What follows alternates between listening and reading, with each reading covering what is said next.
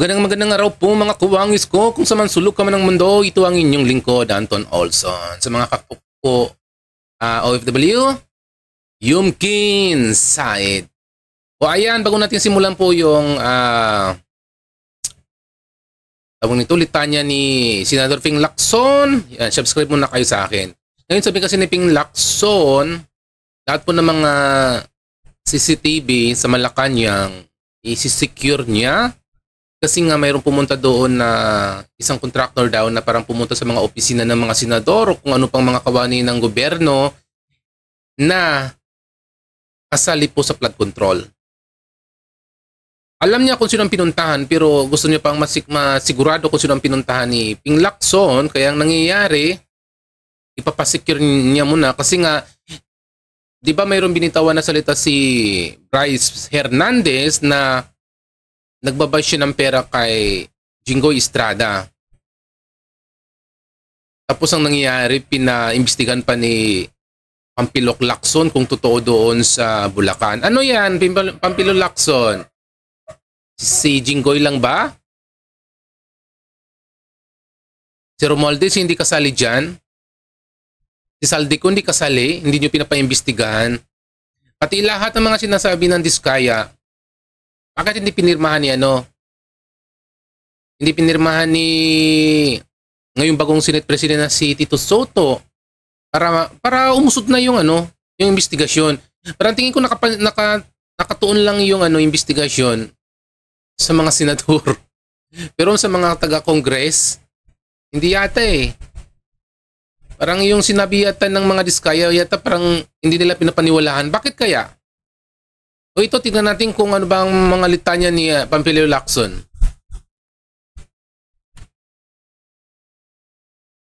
Ayun. Lang. And we also discovered, kasi pinatingnan ko agad, kasi binanggit ni Bryce Hernandez, exact amount, nagbagsak di umano, and I'm saying this is just an allegation, di umano ni Senator Estrada sa Bulacan, doon sa first district man kung saan. So, pinacheck ko agad sa General Appropriations Act kung meron bang insertion na nagkakahalaga ng 355 million pesos na intended para sa Bulacan. And we found one. Meron talaga insertion na wala sa House version pero lumabas ito do sa after BICAM. So, maliwanag na either sa Senate version or sa BICAM yon na insert. Now, we would like to find out, kasi alam nyo naman yung kalakaran sa budget deliberation dito. Hindi mo pwedeng matukoy. Ito nga yung lagi kong pinaglalaban na identify natin kung sino yung proponents ng mga amendments. Kasi kung walang record yon, paano matutukoy kung sino yung legislator, congressman man o senador na nag-insert o nag-amend? Walang record eh. Ang record lang dito is a piece of paper, whether toilet paper or yellow pad or yung stationery, minsan doon lang sinusulat. Ang may hawak nito, yung chairperson ng Finance Committee or yung Appropriations Committee chairman. Now, kung merong confirm na merong 355 million pesos na talagang nai-allocate para sa Bulacan. And we went further, meron ng 5 projects identified na na-award na, out of the 355 million. Now, my team or my teams are checking kung ano yung status ng mga at least 5 projects na yon na hindi pa namin alam yung amount. Madali makita yon kasi nasa website naman ng DPWH. At titingnan namin sa ground ano yung status kasi baka pareho noong sa SIMS at saka sa IM, na isang litrato lang yung ginamit na hindi gumagalaw yung dalawang tao.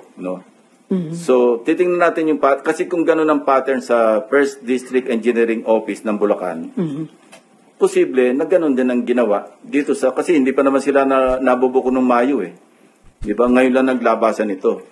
Kung magre-remedian man sila, kaya I'm free to announce it to you, hindi nila kayang gawin yung kung halimbawa naghahabol sila. Subukan nila yung 2 days na makasingil sila ng 46%. Hindi kaya yon physically. That's a physical impossibility. So maghabol man sila, kaya naming unahan Ika nga, kung ganun din ang pattern. Ba ang Senado? And can we ask for a copy? Not yet. Ako, hindi ko pa rin nakita. It was just reported to me. Bago ikaw, RJ, ako muna. Pero invited siya sa next hearing, sir. Papasupin ako yung yung in-charge sa CCTV rito. Para siya yung mag-testify na actually on this date, at this time. Kung saan pumunta. Ito yung, hindi, makikita naman sa CCTV yun eh. Pero mas mainam na yung formally, i-testify noong mismong operator ng CCTV kung saang opisina. Kailangan yun eh. Kasi kung CCTV alone, hindi mo mapagsalita yun eh. Pero may initial info kayo, sir, kung kaninong office na Meron, senator? pero hindi validated eh. Kaya mas magandang tingnan na muna. Sir, will you be inviting Pinasecure ko na yung footage. It's a good thing that it happened last August 19. Kasi ang lifespan ng footage, isang buwan eh. Yes. Kung inabot tayo halimbawa September 20 ngayon, Wala hindi na na. natin burado na yon. Sir, ipapatawag niyo rin po ba yung past chairman ng APRO or ng Finance? Interparliamentary courtesy.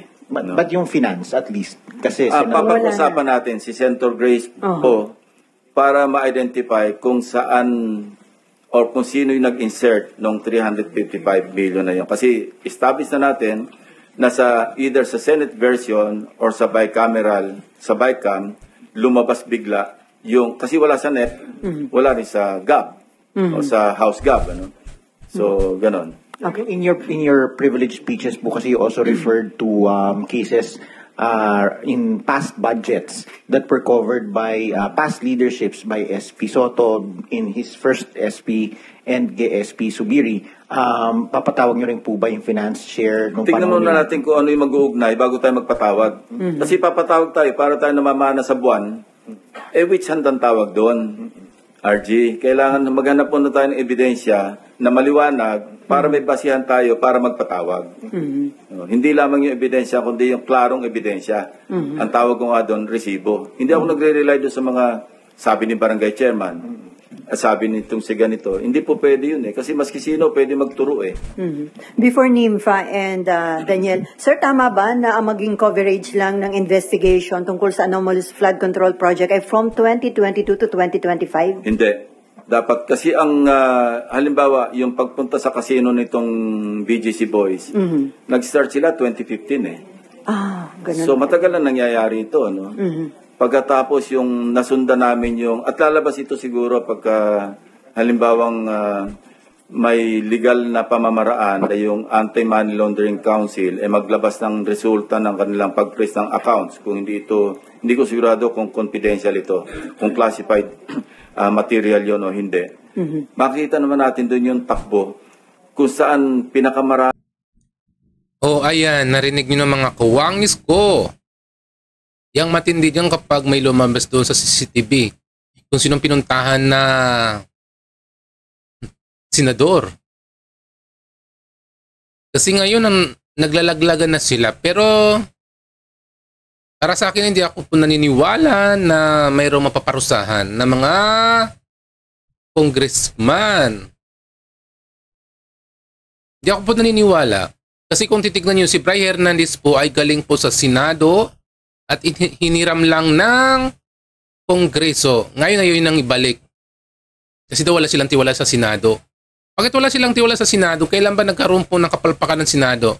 Alam ko nagkaroon ng kapalpakan, ng maraming kapalpakan po ay yung Congress. Tapos ayaw nilang ibalik. So, pumabor naman si Tito Soto. Kasi nga, ang nangyayari, siyempre si Mendoza, asawa niya, si Arjo Atayde, kasabwat sa katiwalian na binanggit ng mga Diskaya, ay siyempre si pati si Tito Soto ay close yan sa Itbulaga eh. So ano bang ina-after natin? Na talagang tingin ko, walang mangyayari na investigasyon sa mga congressman kasi nga, hindi nila pinaniniwalaan ng listahan ng mga congressman o ng mga Diskaya. Kasi maraming mga personalidad doon na kilala ng mga politiko. Ngayon, tinitira nila yung mga contractors, pati yung mga DPWH. Pero yung mga congressman na mga protector, hindi nila binibigyan pansin. 'Di ba? Hindi naman mangyayari ang mga bagay-bagay na yan kung wala mga protector na galing sa taas ng mga politiko. Tingin ko naging murong-muron na lang yan sa tagalan. Tignan natin, baka sa susunod na araw magkaroon naman ng panibagong mga mga istorya. Yan, matatakpan na naman. Pero ngayon, ang dami po nagrarally dyan sa EDSA, di ba? Tungkol sa katiwalian, sa flood control. Kasi ngayon, pera ng bayan talaga, wala na. Uubos na ng iilang mga politiko lang. Hindi na tayo makausad sa ekonomiya, hindi na makausad ang Pilipinas sa kahirapan, yung mga OFW hindi na makauwi-uwi. Abot na lang sila doon ng 48 years sa abroad, hindi pa rin makauwi dahil kasi yung Pilipinas palubog ng palubog. So sa ngayon yan mo ng mga update ko mga kapwa ko OFW at mga kawangis ko. Sa mga hindi pa din nakasubscribe sa akin, please subscribe my channel at masalam sa mga kapwa ko OFW.